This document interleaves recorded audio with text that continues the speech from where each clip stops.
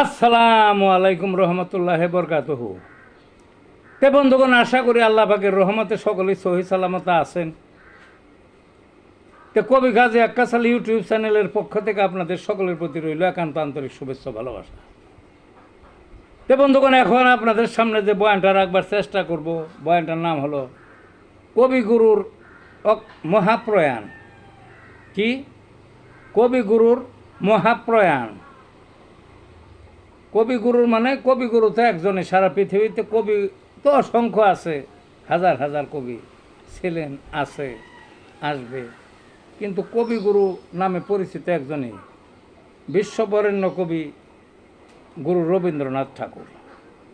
তো যা হোক, তো ওনার আবার অকাল প্রয়াণ। প্রয়াণটা কি? প্রয়াণ হলো অকাল না, মহাপ্রয়াণ। মহা মানে প্রয়াণ মানে দুনিয়া ছেড়ে চলে যাওয়া, তার মধ্যে মহাপ্রয়াণ মানে মহা একটা মৃত্যু বলা হইল। কারণটা কি? কারণটা হলো উনি তো সাধারণ লোক ছিলেন না, বুঝলেন না। তে আসি, প্রেক্ষাপটটা একটু আলাপ করি। এখন তো প্রত্যেক বাড়িতে বাড়িতে কবি, দাদা কবি আসিল, দাদি কবি আসিল, অনেকেই দাবি করে। দেখি একটা কিছু বললেই, একটা কবিতার কথা বা একটা লেখার কথা বললেই বলে যে আমার দাদিও লিখতো, আমার দাদাও লিখতো, আমার নানাও কবি আসিল, আমার নানিও কবি আসিল, আমার চাচা কবি আসিল, আমার চাচি কবি আসিল, তারপরে শ্বশুর শাশুড়ি তারা কবি আসিল, আর ছেলেমেয়েরা তো কবি অবশ্যই। এরকম গাল গল্প আছে, দেশ ভরা কবি আছে, আসলেই আছে।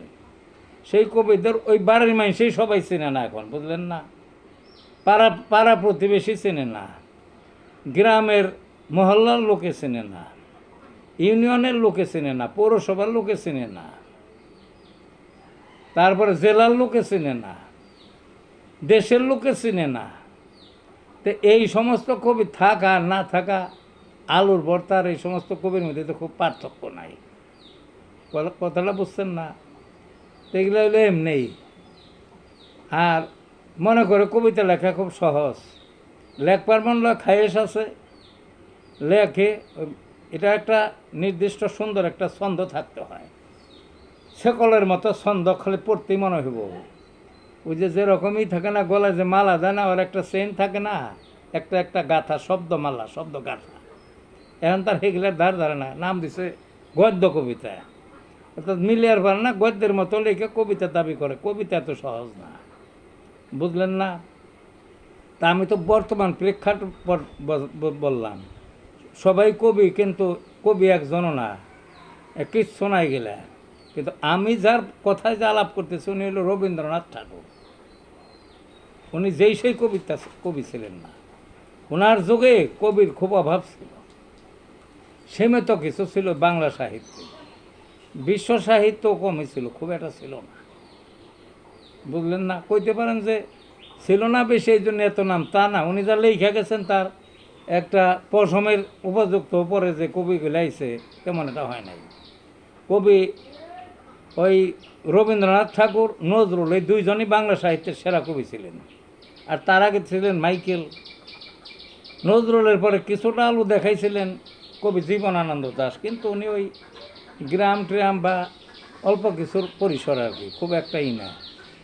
তারপরে তো বাংলা সাহিত্যে যেগুলো কবিগুলো তা আসলে কবি না, সাধারণ পর্যায়ের, ধরা চলে না। আর রবি ঠাকুর যে, উনি তো শুধু ওনার পরিবার না, ওনাকে সারা বাংলা ভাষাভাষী যত আছে ভারতবর্ষের, বাংলা ছাড়াও অখণ্ড, সেই বাংলা ছাড়াও আশেপাশের রাজ্যগুলায় বাংলা ভাষার প্রচলন ছিল।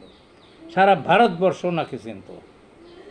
উনি সারা বাংলাদেশ, অর্থাৎ তৎকালীন যে বঙ্গভূমি, এটা সারা ভারত, সারা আপনার এই মহাদেশ, দেশ মহাদেশ এবং সব কিছু ছাড়িয়ে উনি ছাপিয়ে উঠছিলেন। অর্থাৎ সারা পৃথিবীতেই ওনাকে চিনত, সারা পৃথিবী জুড়েই ওনার ব্যাপক পরিচিতি লাভ করেন এই সাহিত্যের মাধ্যমে। তবে বিশেষ করে কাব্য সাহিত্য। নোবেল তো পাইছিনি, নোবেল তো প্রত্যেক বছরে ভালো পারুক মন্দ পারুক একজন একজন পাই, প্রত্যেকটা বিষয়ের উপরে, সাহিত্যের উপরে। কিন্তু ওনার তো সেই আলোকে চলবে না। তো উনি একটানা 63 বছর লিখে চীনের যে মহাপ্রাচীর, এই প্রাচীরের মতো গড়ে গেছেন সাহিত্যে।